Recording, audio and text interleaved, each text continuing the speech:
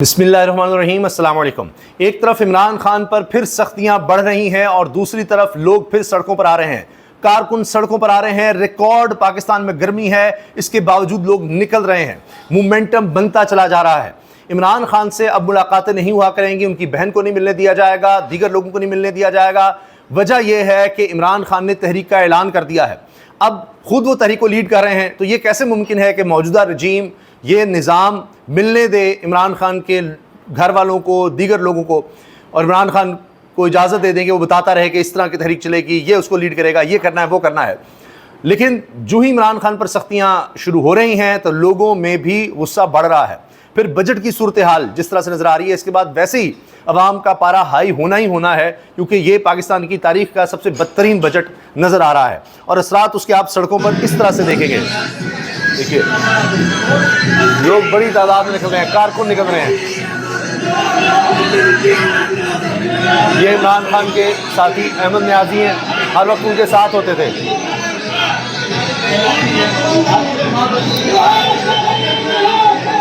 अब आप ये देखेंगे कि लोग इसी तरह से निकलेंगे और बाकायदा ऐलानात करेंगे कि हमने आगे किस तरह से लीड करना है। इबाद फारूक की 2 साल बाद अहमद खान न्याजी से भी मुलाकात हुई है और ये भी पहुंचे पेशावर रैली में, वहाँ गए हैं।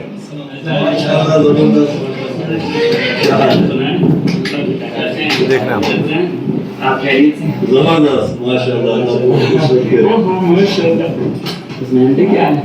ये वहाँ पहुँच रहे हैं, लोगों का जोश व जज्बा भी बढ़ा रहे हैं और आप देख रहे हैं कि अब एक मोमेंटम बनता चला जा रहा है।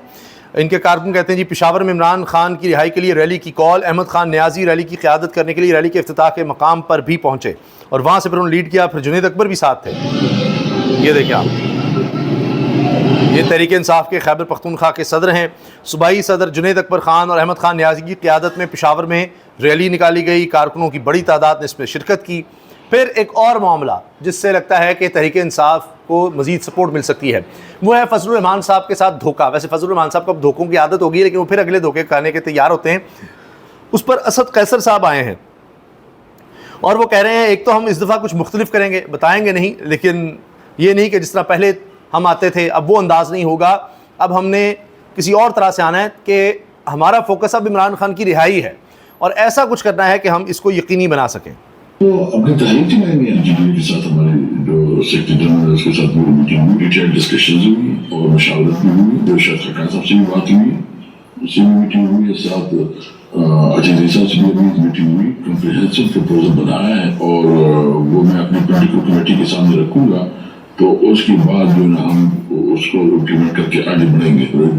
अब ये कह रहे हैं कि जो तहरीक के हवाले से प्रपोजल्स हैं वो मैं लोगों के सामने भी रखूँगा। फिर अचकज़ई साहब जो अपोजिशन अलायंस एक बना हुआ है तहरीक तहफ़्फ़ुज़ आईन पाकिस्तान, उसके साथ भी हम आगे चलेंगे। फिर असद कैसर साहब साबिक़ स्पीकर कौमी असम्बली तहरीक इंसाफ के सीनियर रहनुमा कहते हैं, इस दफ़ा हम कुछ नया और मुख्तलिफ करेंगे जिसका मकसद और हदफ इमरान खान की रिहाई होगा।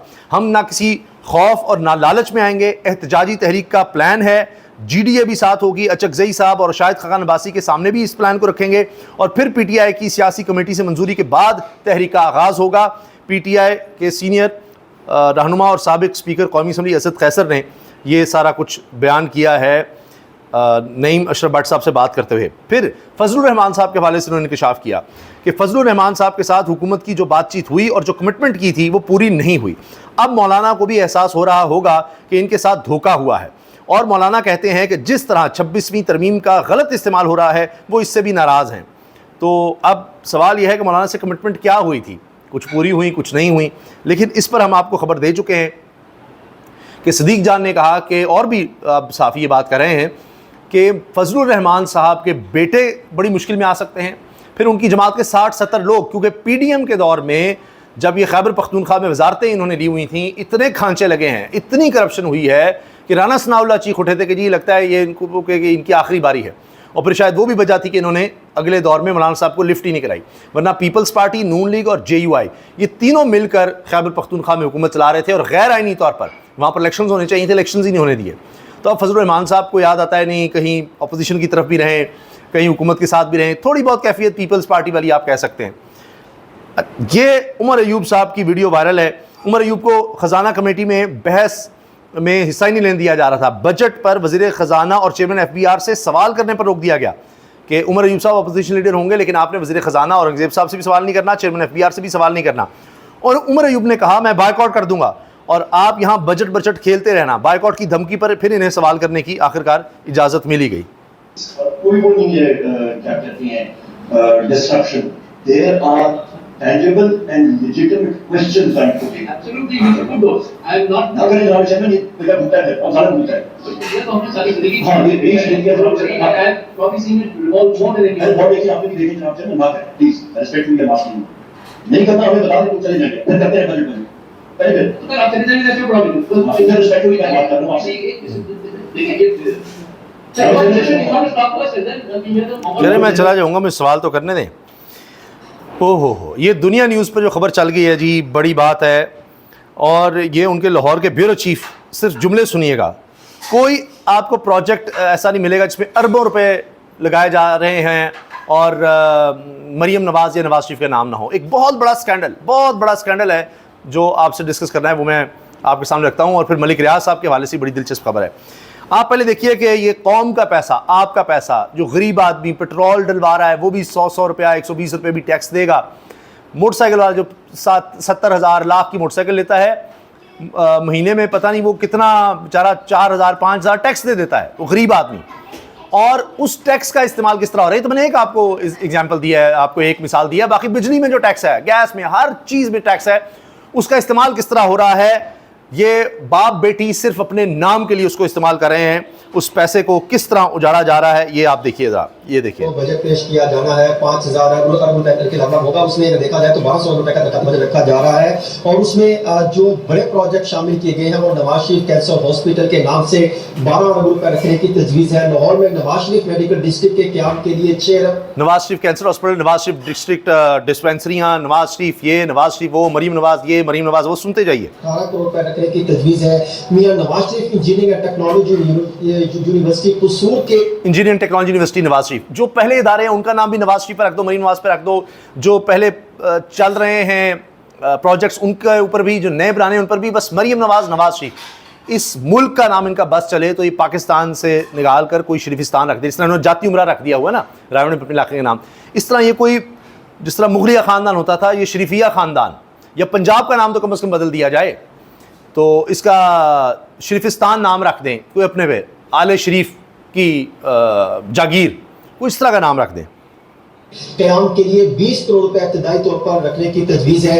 Maryam Nawaz Sharif social security ration card के इजरा का फैसला किया गया। Maryam Nawaz social security ration card, हर जगह अपना नाम, जिसके लिए जो है 5 करोड़ रुपए इब्तदाई तौर पर मुख्तिस करने की तजवीज़ है। Maryam Nawaz community health centre और हेल्थ सर्विसेज प्रोग्राम शुरू किया जाएगा। Maryam Nawaz community health centre, ये सुन लीजिए। इसके लिए 12 अरब 58 करोड़ रुपए फंड्स रखने की तजवीज़ है। 12 अरब 58 करोड़ फंड और अपनी मशहूरी साथ, ये देखिए आप। 8 अरब रुपए रखने की तजवीज़ है। Nawaz Sharif institute of cardiology Sargodha के क़याम के लिए 2 अरब 56 करोड़ रुपए के फंड रखने। नवाज शरीफ इंस्टीट्यूट ऑफ सरगोदा, हर जगह नाम बाप बेटी का। मरियम नवाज रूरल हॉस्पिटल के लिए परफॉर्मेंस बेस्ड फाइनेंसिंग के लिए 3 अरब रुपए के फंड रखने की तजवीज़ है। Mohammad Nawaz Sharif university of engineering and technology के लिए 1 करोड़ पैसे जायद के लिए इब्तिदाई तौर 3 अरब 15 अरब, सब पे नाम मरीम नवाज, नवाज शरीफ। हर जगह इतने इदारे, इंस्टीट्यूट, और ये देखिए अरबों रुपए हैं जी, ये रखे जा रहे हैं, लेकिन नाम इन्हीं का हो सकता है, किसी और का नहीं हो सकता। आप इसी से अंदाज़ा लगा लीजिए कि ये मुल्क किस तरह से चल रहा है, किस सोच के साथ चल रहा है। ये दुनिया न्यूज़ पर इन्होंने सारी खबर चलाई है और ये कई मिनट तक बोलते रहे हैं, लेकिन खबर मुकम्मल नहीं हुई कि मरीम नवाज के नाम पर ये है, नवाज शरीफ के नाम पर ये है, मरीम नवाज के नाम पर ये, नवाज शरीफ के नाम पर ये। अब आ जाइए एक बहुत बड़े स्कैंडल पर। ये बेनज़ीर शाह साहिबा ने भी शेयर किया है, ये आप रिपोर्ट कार्ड पर इनको देखते हैं, साफ़ी हैं। इन्होंने बताया कि जी हुकूमत एक ऐसा एक्ट ला रही है, अब ये खबर फैल चुकी, सबको पता लग गया है, एक कानून ला रहे हैं कि आप इश्तिहारों के बारे में, पब्लिसिटी के बारे में हुकूमत जितनी एडवर्टाइजमेंट देगी, पंजाब हुकूमत, उनसे कोई सवाल नहीं हो सकता। और इसका इतलाक 2024 से होगा, पिछले साल से। आप कोई सवाल नहीं कर सकते। पहले कानून है कि आप जाकर सवाल कर सकते हैं कि भाई हमारा पब्लिक का फंड था, आप हमें बताएं आपने कितना इस चीज़ पे लगाया, इस डिपार्टमेंट में कितना लगाया। अब वो कह रहे हैं कि इश्तिहारात पर, पब्लिसिटी पर, एडवर्टाइजमेंट पर जितना भी पैसा लगेगा, किसी अदालत में नहीं आप जा सकते, ना आप सवाल पूछ सकते हैं, ना किसी अदालत में जा सकते हैं, चाहे सुप्रीम कोर्ट ही क्यों हो। इसलिए तो सुप्रीम कोर्ट की हैसियत कम कर दी, अब ये कानून बना देंगे बाकायदा। अब इसकी वजह क्या है, क्यों? देखिए मैं आपको मिसाल देता हूँ। एक तो ये ना कि आपने अरबों रुपये अपने इश्तिहारात पर लगा दिया, टैक्स का पैसा 10 अरब लगाएं, जितना भी लगाएं, तो वो ना कोई पूछे। अब हो क्या सकता है, मिसाल के तौर पर आप अपने ही किसी रिश्तेदार को लगा दें कि ये एडवर्टाइजिंग एजेंसी है, ये हम इसको ठेका दे रहे हैं इश्तिहारों का, और ये सब जगहों पर इश्तिहार देगा। अब उसको आप दे दें 10 अरब रुपया, वो लगाए 5 अरब उसकी और आपकी जेब में। कोई पूछेगा ही नहीं, पूछ ही नहीं सकता ना कितने अरब रुपया आपने दिया, कहाँ कहाँ वो लगा है, किस किस यूट्यूबर को आपने कितने लाखों करोड़ों रुपया दे दिए हैं, किस तरह इश्तिहार लगाए हैं, बिल बोर्ड पे कितना आया, आप खातों में लिख दें। 10 अरब को आप लिख दें, 1 अरब रुपया लगा है, 5 अरब रुपया लगा है, बाकी आप खा जाएं। वो एजेंसी भी आपकी हो, वो पैसा भी आपकी जेब में वापस आ जाए। दें जी इसको गए थे, आगे उसने भी आधे रखे, आधे आगे कर दिए, कोई भी नहीं पूछ सकता। है ना कमाल, कैसा तरीका वारदात है, किस तरह आप पैसे कमा सकते हैं, ये सोचिए। तो ये तरीके होते हैं। पंजाब हुकूमत आज इश्तिहारात से मुतल्लिक सवालात मालूमात की उसूल पर पाबंदी लगाने का बिल पेश करने जा रही है, जिसका इतलाक 2024 से होगा। ये पूरी मैंने आपको डिटेल बता दी, कहीं इसको चैलेंज नहीं हो सकता, कोई ना पूछे। जितना पैसा जाए, अरबों रुपया जाए, 10 अरब दें, इससे भी ज़्यादा दें, 100 अरब दे दें, आप कोई नहीं पूछ सकता कितने दिए हैं, किसको दिए हैं, क्यों दिए हैं, किस तरह से आए हैं, कहाँ कहाँ लगे हैं, कुछ नहीं, कोई चक्कर ही नहीं। कैसा कमाल है। तो ये होता है जनाब, यही डिक्टेटरशिप है, यही मौरूसियत है, यही करप्शन है। तो वरना आप छुपाएं क्यों, बताएं आपने कितना लगाया, आप तो खुलकर लगा रहे हैं ना। आप कूड़ेदान पर भी तस्वीर है, बैतुल खला के बाहर भी तस्वीर है, हर जगह तो तस्वीर है, लेकिन फिर बताना भी नहीं है कि इन पर कितना खर्चा आया है, कहाँ आया है, किसको दिया, कैसे दिया है। ये देखिए आप, तो और ज़्यादा फिर बढ़ा देंगे। अभी तो फिर सवाल पूछे जा सकते हैं ना, तो फिर आपको डर ही कोई नहीं होगा, फिर इसी में इतना पैसा बनाया जा सकता है कि बाकी तो चीज़ें ही छोड़ दें। अच्छा, मलिक रियाज साहब, ये भी कमाल है हमारे यहाँ।